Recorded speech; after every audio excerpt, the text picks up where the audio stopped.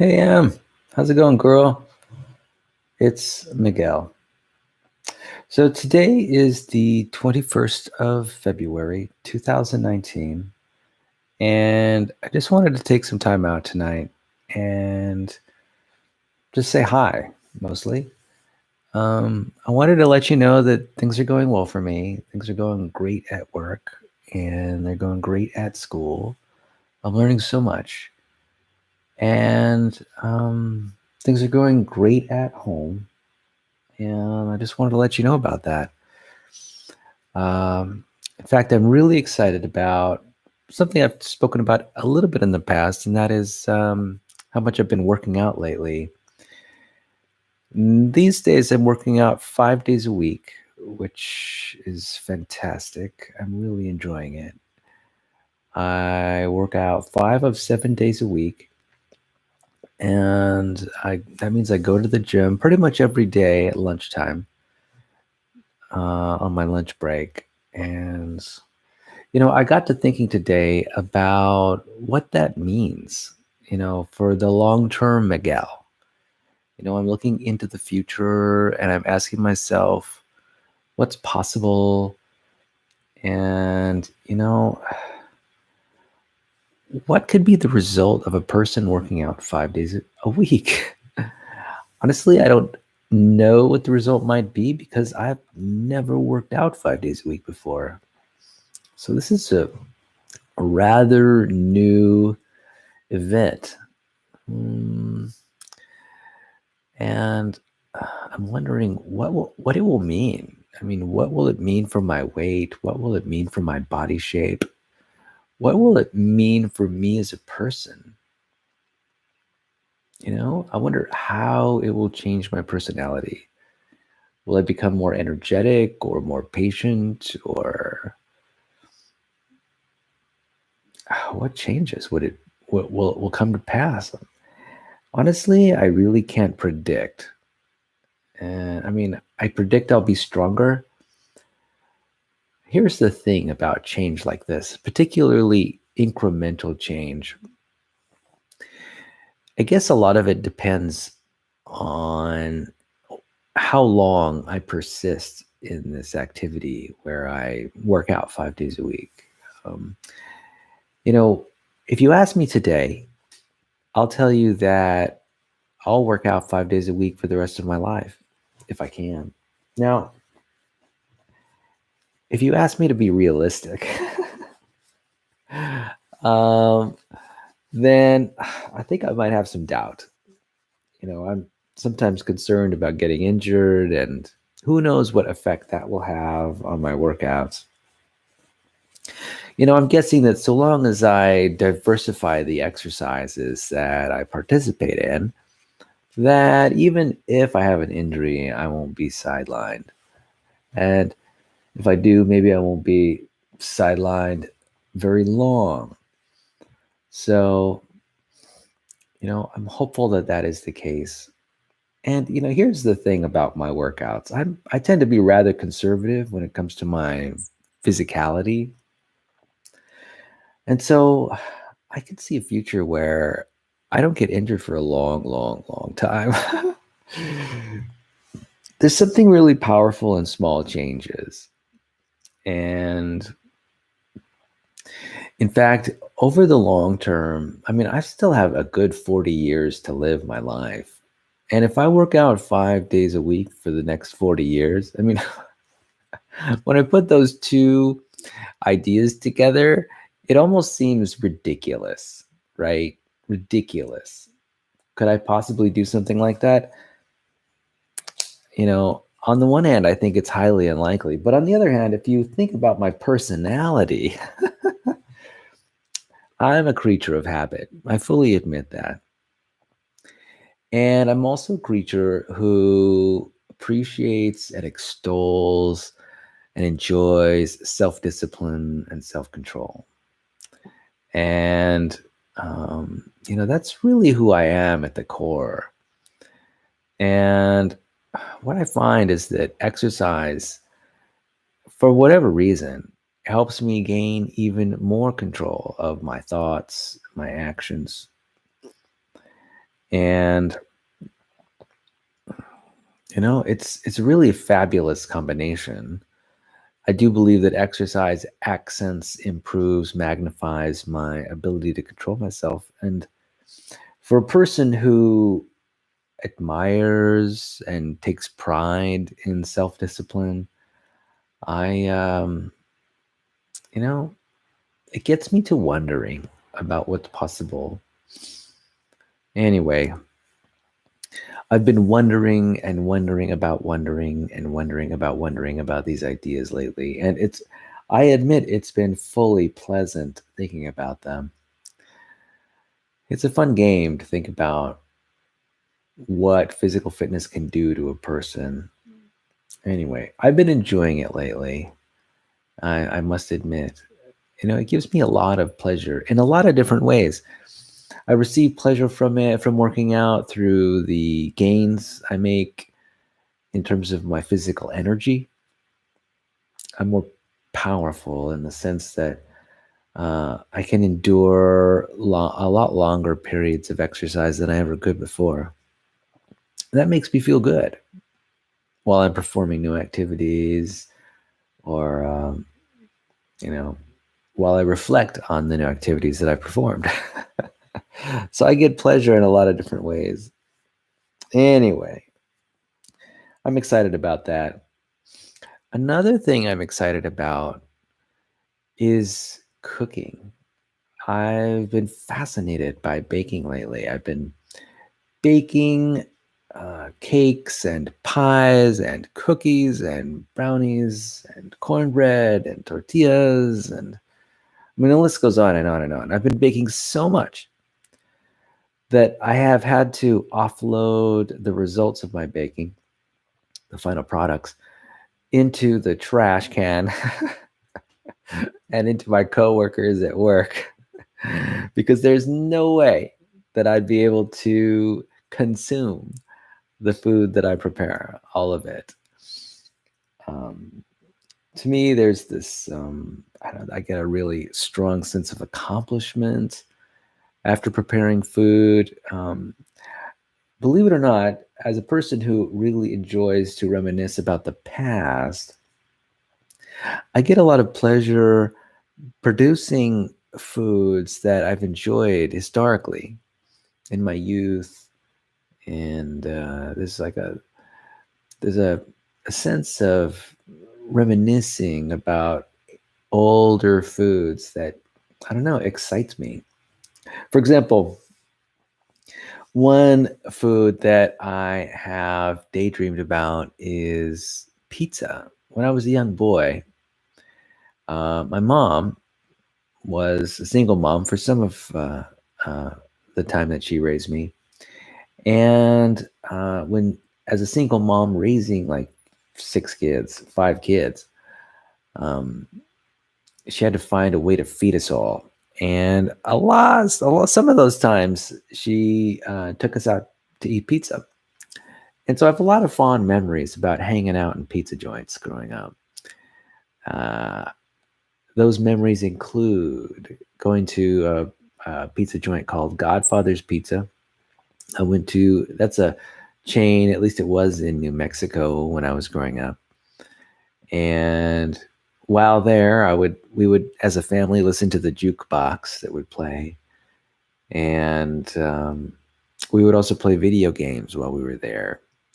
And I had a lot of fun playing with my brothers and playing by myself these video games in the arcade at the pizza joint. And I would play games like Spy Hunter and Miss Pac-Man and Joust and Space Invaders and Asteroids and Phoenix. These are all games you probably have no idea what I'm talking about. But these are older games, classic video games that I grew up playing.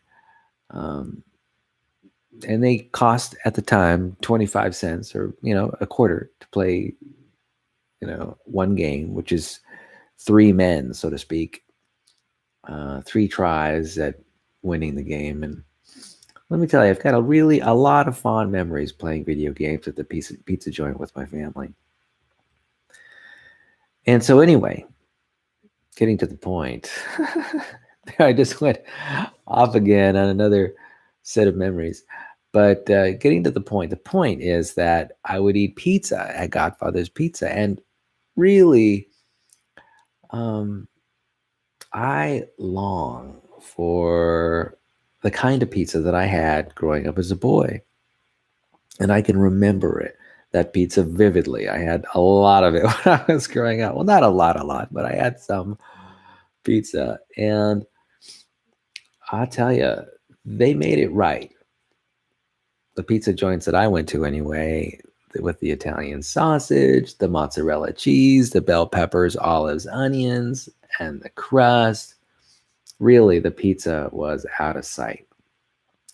So anyway, fast forward to today, 30 years later. 30 years later, I'm trying to find a pizza that can approximate the pizza that I had when I was growing up. And you'd think, oh, that's got to be easy, right? The quality of food has gotten so much better, you might say. That is untrue. I've been seeking out pizza joints, family pizza joints, fast food pizza joints like Domino's and Pizza Hut. I've been going to places like Round Table and hitting all the mom and pop pizza joints too. And I am having a real difficult time finding pizza of the caliber I had 30 years ago. Now, I think I've found one or two places that might have pizza that is partly comparable, but it's surprising. Pizza styles have changed over the years. The pizza of 30 years ago is not the pizza of today. I mean, all you have to do is order a Domino's pizza and you'll see what I mean. In the past, 30 years ago, pizza pies were made from ingredients that were cut with knives, right? And the individual pieces were identifiable. You could say, oh, that's a slice of onion, or that's a tomato. I mean, and it would be a real tomato. I dare you to try to find a real tomato on a Domino's pizza or a Pizza Hut pizza. I don't know what those things are that's on the pizza. They're red, right? But I'm not so sure it was a tomato sometimes. It's I'm exaggerating a little bit. But I mean, for me to see a real beefy tomato that's been roasted on a pizza, or a tomato slice that's been roasted on a tomato, it's not an easy thing to spot on today's modern pizzas. I don't know what is up about that. A lot of pizzas today are just, they sort of look, there's like a cheesy layer on top. And anyway, my standards for pizza are very high. And so anyway, getting to the point again. So I've been preparing pizza at home with real ingredients that I slice with an actual knife and roast in my oven. And I've really been enjoying it. Real pieces of vegetables. Now I use not real Italian sausage, but I have a vegan sausage, which is a soy substitute sausage that I use. I don't use real mozzarella cheese either. I use a soy substitute cheese, which actually I don't think it's made of soy. I think it's made of coconut. Anyway, despite these changes, I still am able to spread the toppings along the pizza in a way that at least is partially reminiscent of what I had when I was a kid. I won't say it's all the way there because, certainly the the chefs, the cooks who produced the pizza of 30 years ago, um, they had far more skill than I do. I'm not even half as accomplished as some of those pizza cooks that existed 30 years ago. I do the best I can, and so anyway, I'm feeling really proud of the pizzas that I'm coming up with, and for me, they are like a tool of reminiscing. Um, and one of the things I hope to do is do a better job putting together a crust on a pizza. Right now, my pizza crusts are essentially Bisquick and water. And they're working out pretty good. I get a nice golden brown crust. It's sufficiently thick, sufficiently crunchy and crusty. And so that's good. But the crust is actually quite different from what I grew up on, the pizza that I grew up on. I think I might have to construct my own pizza dough using like baker's flour or all-purpose flour or something like that. Something besides Bisquick. There's something not quite right about the crust. So, that's something I'll be able to work on in the future. I'm just glad to be building my confidence by making pizzas and making pizzas regularly. So I'm proud of it. I'm grateful that it's even a possibility for me. So on a grander scale, I have been enjoying cooking a lot lately. It's fun. I'm finding it fun. I'm cooking foods that I didn't have a lot of when I was a kid. Like, for example, angel cake, angel food cake. I had that. Actually, I just ate a little bit of that. I essentially gave 99.9% of my angel food cake to my coworkers, which it devoured. I guess people don't get angel food cake very often. I know I don't. One kind of dessert that I'm really looking forward to making is pound cake. Interestingly enough, I've been to like 3 stores and I haven't found even one example of a boxed pound cake that exists out there. Very puzzling indeed. What what is that all about? Why aren't I able to find pound cake at the grocery store? I remember a time when there was pound cake, cake box mix at the grocery store, and it wasn't too long ago. I'm not exaggerating here, so I'm not really sure what happened to the pound cake.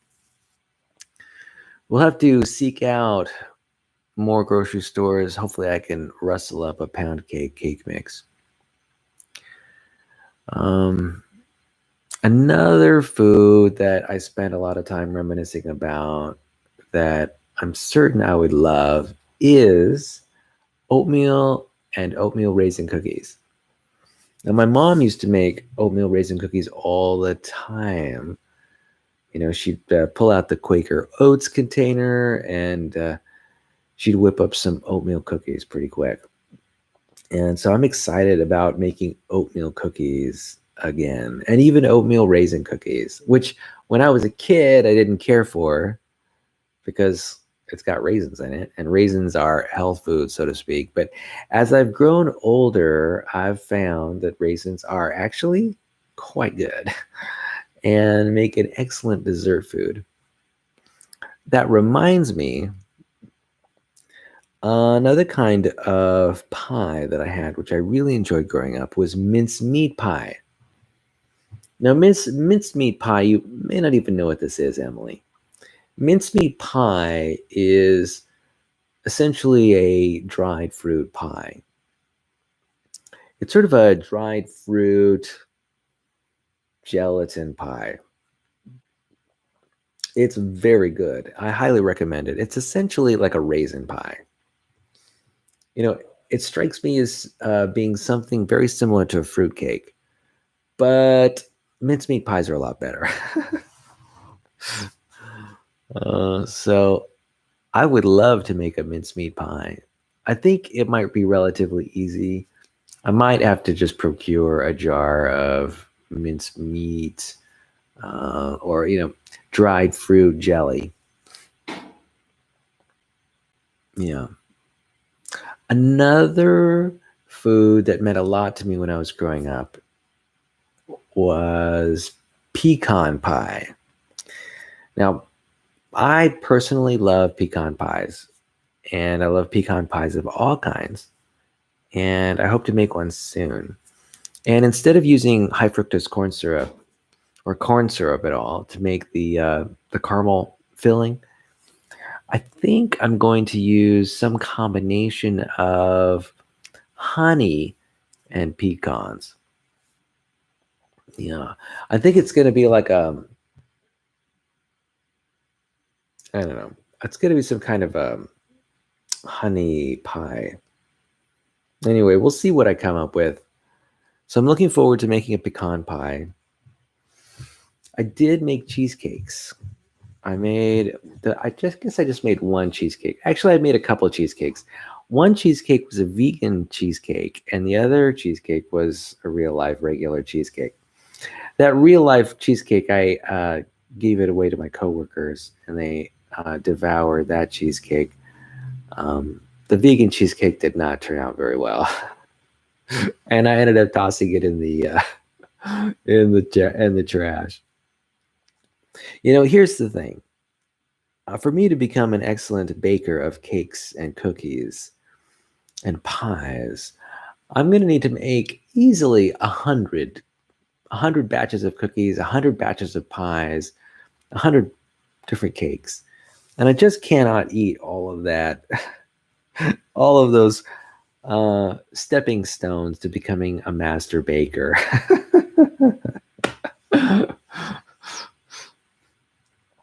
Anyway, so I'm having a lot of fun with that. And I'm having a lot of fun hanging out in my kitchen and working on my my baking. Another thing I'm continuing to do is read during the daytime. When immediately after I wake up, I read for 30 minutes. And anyway, one of the books I've been reading lately has been a book called Patience by MJ Ryan. And I actually think that patience is a big part of being a human being, because there's a lot of waiting involved in being a human being. As a human being, we're essentially waiting to die. Life is a waiting game. And so, I think it's important to come up with strategies to wait well, right? To wait in ways that are meaningful and purposeful, wait in ways that bring you pleasure and satisfaction and peace. And I think patience and developing that virtue can go a long way toward making that wait toward our inevitable demise a little bit less less difficult. And so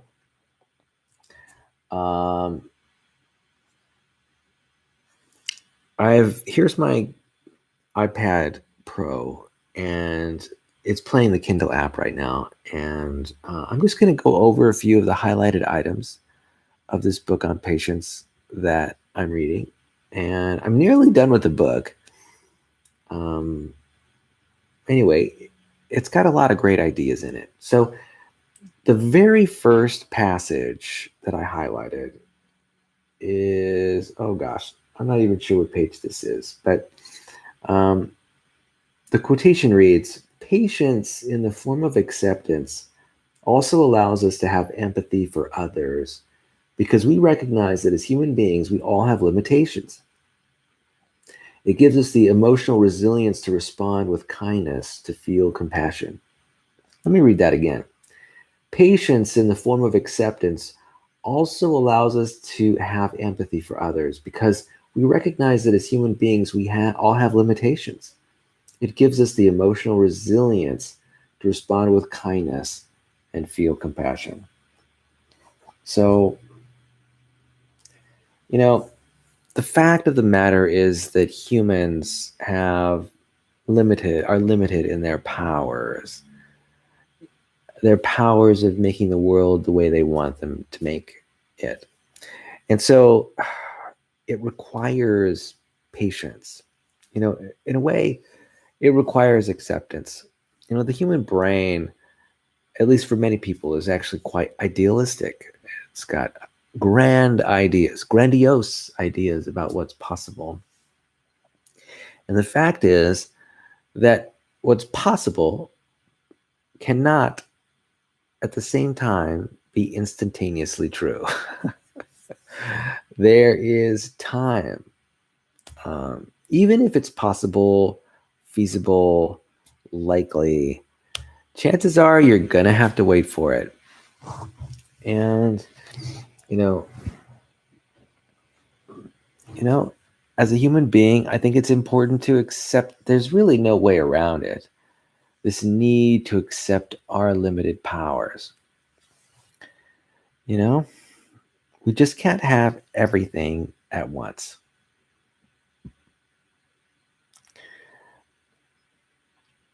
It's just part of life. We are limited beings as human beings. We have limited intelligence. Our physical extension is limited. I mean, it's true. I work out 5 days a week at the gym. And despite that, my strength is limited. It is not infinite strength. There are a lot of people stronger than me. And, I won't get to the vaunted ceiling, my potential. I won't reach my maximum potential for years. I mean, it may take a decade or a decade and a half before I reach my maximum strength. And so there's this necessity to wait, right? And the question is, what do we do in the meantime, right? There really are two ways to wait. You can wait for something and feel dissatisfied and morose and sad, or you can wait and at least be agreeable, be peaceful, and be generally happy. And of course, there are a lot more ways to wait than those two. Really the whole spectrum of emotion. We're lucky that we get to choose. If we so desire, if we have the thoughtfulness and the conscientiousness to choose how we are to wait, we could do it. Anyway, this passage does highlight the necessity of it because we all have limitations as human beings. So the next passage that I highlighted is this one. It says, "You are demonstrating patience, putting up with situations that, given your preference, you'd rather not, because you understand they are created by people who are, like you, flawed human beings who just want to be happy." Yeah. So patience really starts with putting up with situations that you'd rather not put up with. The next question is, to what extent are you willing to put up with a situation that you don't prefer? Let's say on a scale from 1 to 10, how patient are you? And in fact, I'm a little bit interested, Emily. I'm curious, how patient are you in your life? How patient are you when you're at school, when you're waiting for the school bus? How patient are you when you interact with your parents? How patient are you when you do your artwork or are on the computer? How patient are you when you do chores around the house? How patient are you when you're with yourself?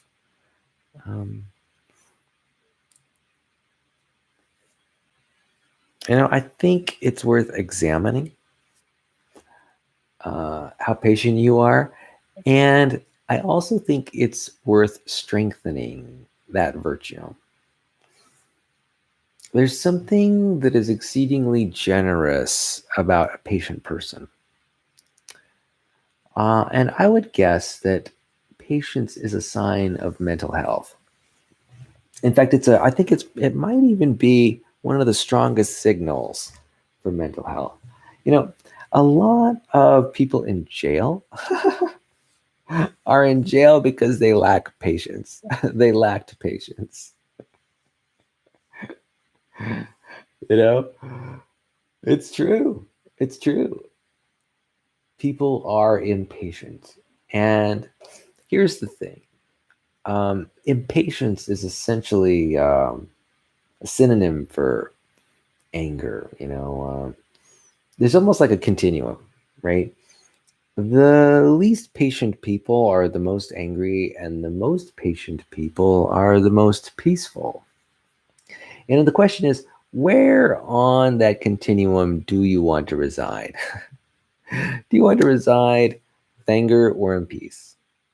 You know, and really, the choice that you make is wrapped up in the virtue of patience. You know, you know, patience may be the greatest virtue. Though I'll tell you what, I think there are times when patience can be a problem. There's a flip side of the coin where a little bit of impatience can be quite helpful. Um, I guess the hard part is striking that balance in every context. Hmm. So let me move on to the next part of the passage. It says, you understand that situations that you're putting up with are created by people who are, like you, flawed human beings who just want to be happy. So here's the thing. I don't know how many people are on the planet Earth. Hey, Google, what is the population of the world? The population of Earth was 7.53 billion in 2017. Okay, there are 7.53 billion people on the planet. Basically, 7.5 billion people, which is a lot of people. The funny thing is, the last figure that I personally memorized about the total population on Earth was 6 billion. And since I checked last, there's been an additional 1.5 billion people added to the planet. Oh, yeah. It's kind of interesting. It's kind of funny. Okay, so we live on this planet with 7.5 billion people, and we're each struggling to find our way, right? And you know, we all have our ideas about what our lives could be, right? They could be, so many, so many dreams and wishes and desires about what our world could be. And we have to negotiate that not just with reality, right? The physical, natural world, and not with just ourselves, our own bodies and physical, mental limitations. But we have to negotiate getting those things with 7.5 billion other people.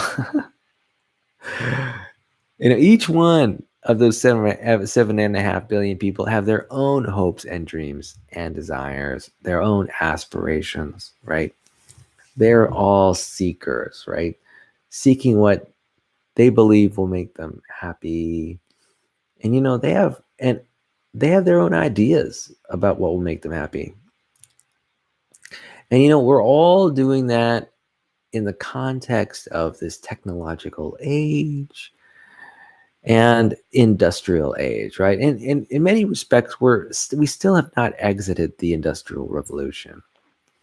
And so our technology, despite how advanced it is, I think is rather primitive. You know, we're getting better. You know, the advent of LED lights, I think, is sort of helping to push us in better directions than, say, the old incandescent technology. Um, so the point here is that we're all human. We're all fallible.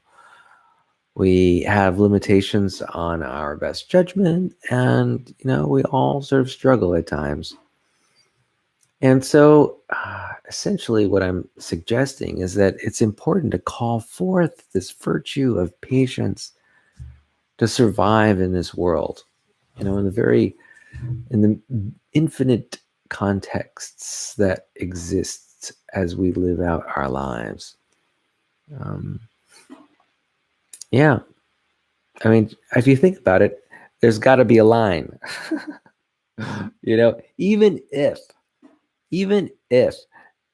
reality were so beneficent as to bestow upon all 7.5 billion people our fondest wishes, dreams, and longings, even if reality could do that, that 7.5 billion people would have to stand in line, one behind the other.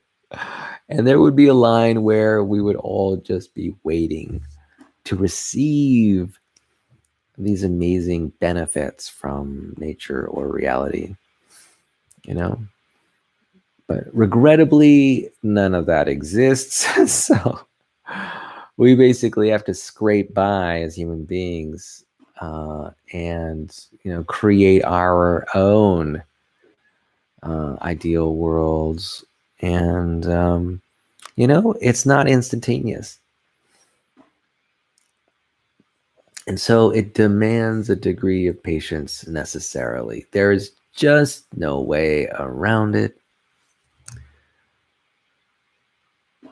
We must be patient.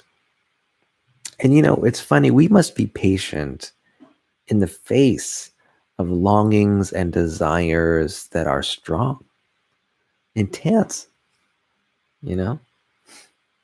It's just part of being a human being. And the same is true with every living creature. I mean, even if you think about viruses, they float aimlessly on the winds of cough droplets, of sputum,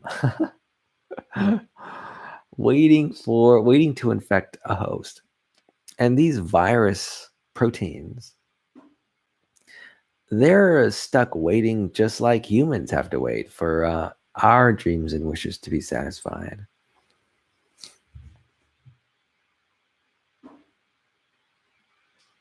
Now, of course, viruses may not be alive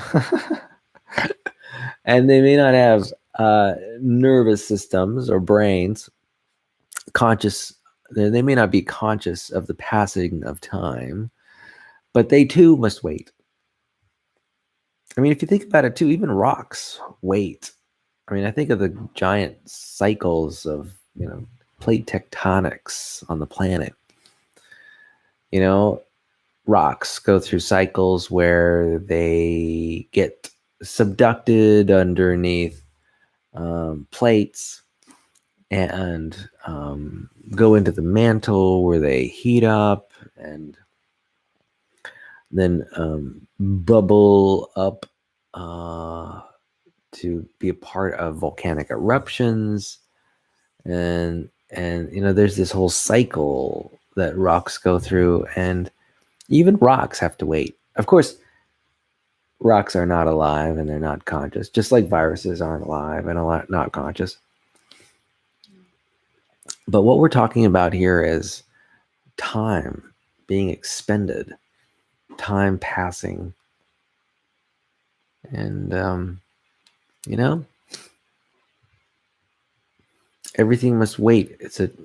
Whether you're a virus or a rock or a person, everything must wait. We're all waiting.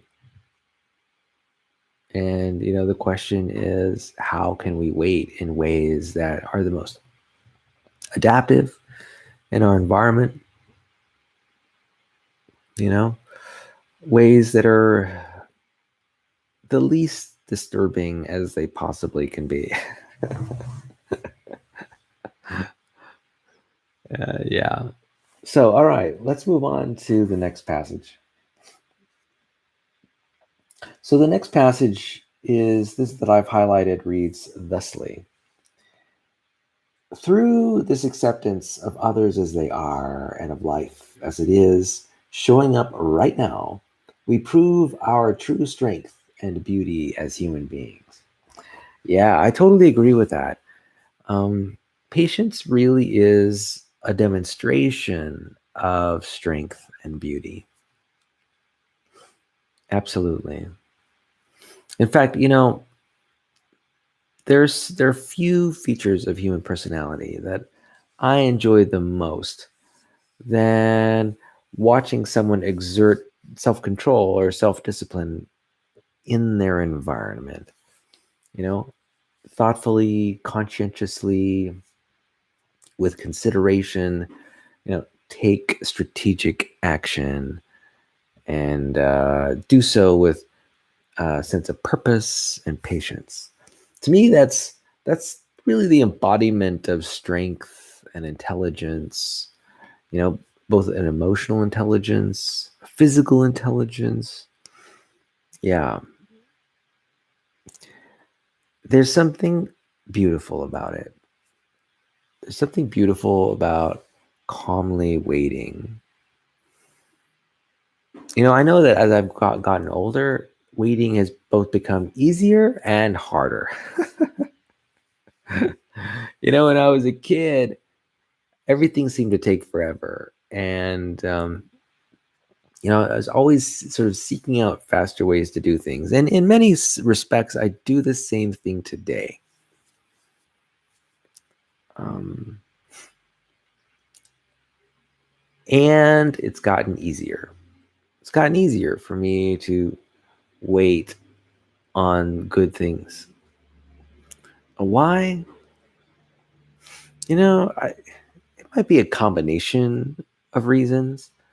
I'm guessing it might have mostly to do with the fact that just got experience waiting, and after the wait, receiving the reward.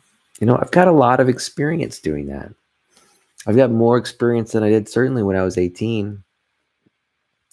I just have greater confidence that my actions will result in um, outcomes that make sense for me. Not just make sense, but result in outcomes that are satisfactory. So long as I give it time and effort, I'm sure that most things will come around and I'll be able to enjoy the fruits of my patience, the fruits of my labor and efforts. But I tell you, it definitely is a maturing process. It's not easy. It's not easy being a human all the time either, that's for sure. With all this waiting that we've got to do. I'm still waiting to win the lottery. That has not happened. I hope to win the lottery one of these days. And supposedly, if I'm sufficiently patient, then maybe it'll happen. I'm really looking forward to a science that extends human life. That's exciting to me. And I hope to be on the receiving end of scientific study that allows for people to live a lot longer than they've been living up until today. You know, um, you know, I am really keeping my fingers crossed that I'll make it to age 80 years old. And I think that there's maybe a fleeting chance that I could make it to 90. Honestly, for me, making it to 80 would be such an accomplishment that I'm not sure I'm even prepared to I'm not even prepared to entertain it. It seems so far away. Uh, yeah, I don't know. If it ever comes to pass, I can assure you that I'll be happy and bewildered at the same time.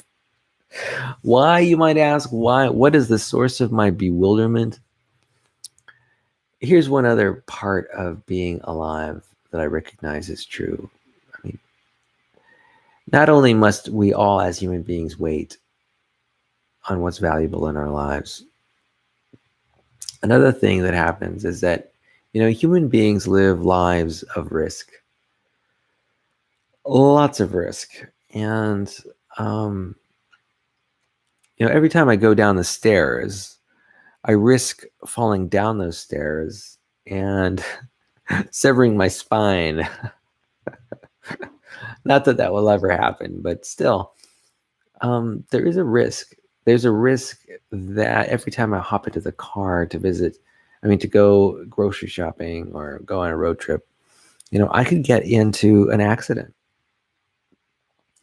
Right now, the big one, the San Andreas Fault earthquake might strike, anywhere around me. I believe that the San Andreas Fault is about 70 miles away from Lompoc to the east, which is not that far, right? The San Andreas Fault, I believe, is a transverse fault. And, it is, I guess, relatively active. And, eventually, who knows when, it might be the source of an earthquake that, could possibly be devastating. The Earth's crust moves, and sometimes it moves in ways, well, that are unpredictable and dramatic at the same time. Anyway, we all as human beings live lives of risk, risky lives. And really, that's why I'm basically in awe that I am alive today, that I continue to be alive is like the greatest gift and the greatest miracle that's ever occurred. Every second, every moment of my life that I can acknowledge is a gift that is in itself worth billions and billions of dollars. I mean, whether or not I actually act in ways that are successful at work or at home or in my social sphere or my social circles, whether or not I'm successful in any of those areas, the very fact that I'm alive in this moment, and then in this moment, and then in this moment, is, it's a gift of untold riches. Truly, untold riches. It makes me feel grateful for what I have. And I think that, along the lines of the hedonic treadmill, I think that I take a lot of what is good in my life for granted. And, even what's funny is that even when I try to rectify that, right? Even when I try to rectify that, there are necessarily areas of my life where I will continue to maintain this lack of appreciation, even in the face of an energetic intention to be grateful for everything that is around me. I still am ungrateful for, and unconsciously so, perhaps, for so many things. So for an uncountable number of things. Anyway, let's move on to the next quotation. So this quotation starts the quote. It says, "It's easy to be accepting when all is well. But when we are patient, when things aren't going the way we want, we truly shine as heroes. Yeah, yeah, yeah. It's kind of funny how people talk about patience as being a virtue, and they recognize it. Theoretically, patience is a wonderful thing, right? Um, Theoretically, it is. But when you get down to brass tacks and things are uncomfortable, you're unhappy, you're bothered by something, now that virtue of patience has a little bit of teeth in it, right? Now you begin your struggle to be patient in the midst of frustration. You know, and if we can do that, if we can be patient in the midst of frustration, that is a demonstration of how we shine, how we shine in this world. Yeah.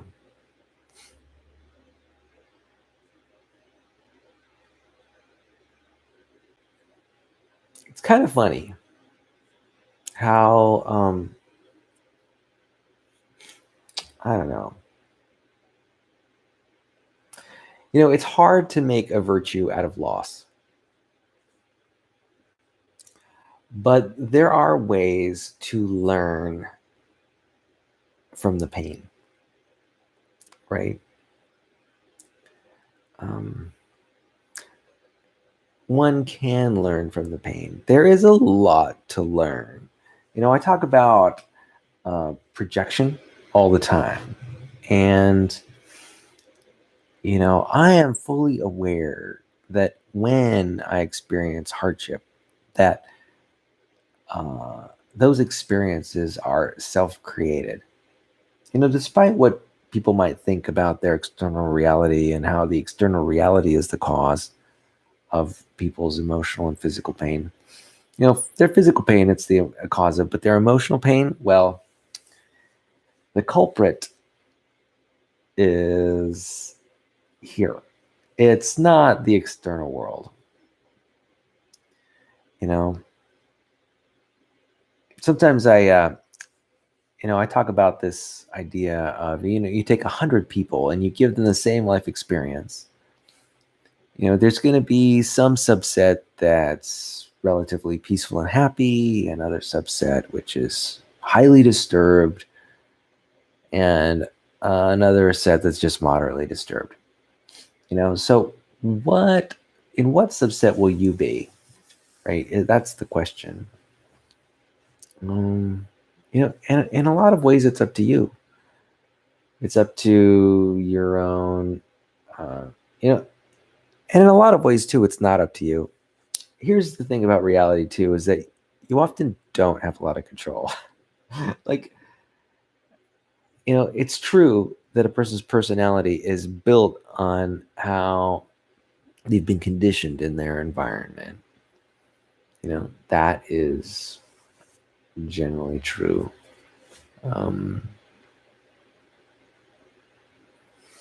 But to some extent, you never did choose those circumstances. It was always sort of out of your power. Like, for example, your name, right? My name is Miguel. No, I didn't name myself. you know, it was out of my power, mainly because I was an infant. Anyway, reality is funny sometimes. Okay, so let's move on to the next passage. Now, think about a time when someone was patient with you. How did he or she treat you? How did it feel? What were you able to do or learn as a consequence? So, when a person is patient with me, that's a very powerful experience. Almost across the board, 100% of the time, when someone is patient with me, I feel a deep sense of relief, a deep sense of being known, a deep sense of partnership and connection with the other person. And it's something that's really meaningful to me. In fact, it's actually the opposite of what I fear. And quite often, I fear being judged by another person or criticized or you know, sort of responded to in a cold way. When someone is patient, essentially I fall in love with them. It's true.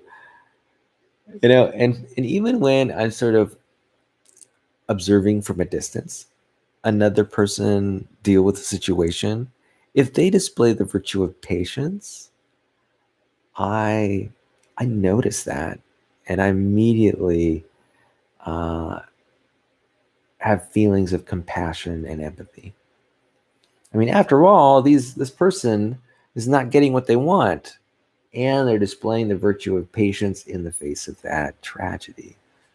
And my heart goes out to people like that. The underdog. You know, something I love. Well, anyway, it looks like I've managed to rattle on a little while. I'm just glad, Am, that I was able to touch bases with you today. Thank you for having this deep conversation with me today about the virtue of patience and how that can relate to compassion, empathy, kindness, letting go. I know I have a tendency to be a perfectionist. I'm curious, Emily, if you have that same kind of tendency. I have a feeling you might. If I know your mom and stepdad, I know the environment they come from, which is like the academic environment where there's an emphasis on doing things the right way, right? An emphasis on rules, an emphasis on schedules and bells, you know. And I have a feeling, that you too might get caught up in perfectionism, just as I am. I'm actually quite caught up in it. And, I must say, perfectionism can be a source of a lot of happiness. I know I feel happy when I perform behaviors in ways that meet my standards. But at the same time, perfectionism can be a source of great loss and great sadness, great disappointment. And it can make life a lot more difficult. It's really a double-edged sword. And so a lot depends on your approach, right? How lightly do you hold these preferences you have about acting in a perfect way? Is it something that a deep desire that you deeply hold that's unflaggingly true, and you proceed with um, unparalleled desire, or do you sort of hold the preference to be perfect lightly? Maybe you hold it gently. Maybe you always do the best you can to act in a way that's most excellent, as excellent as can be in that context, with the power that you have in your physical body and in your mind. I don't know. As you can see, I'm going on and on. Like I mentioned, I want to remind you that I love you. I want to remind you that you are important to me, that your ideas and thoughts are important to me, that your well-being is important to me. I want to, as much as I can, contribute to supporting you, building you up, empowering you, giving you insights and resources, to include my time and my money and even spare organs I might have. Um, I want you to know that I'm there as your father to support you unconditionally, and I want to give you a sense of security that is the case. Now, I want you to know that I will deal with you to the best of my ability in ways that demonstrate my patience and my commitment to our relationship. And that this relationship be as healthy and as respectful and as possible, right? And so, anyway, with that, I'm going to sign off today. Again, thank you for deciding to click the link, and I hope you have a wonderful evening. And I hope you have just a terrific rest of the week. And maybe I'll talk to you this weekend in a text message. I do have tentative plans, perhaps to go to Magic Mountain this weekend. So I'm going to hit the amusement park, I think, on Saturday. I think it's not going to be raining, and so that's good. I really can't wait till things start warming up so I can start enjoying myself more at these theme parks.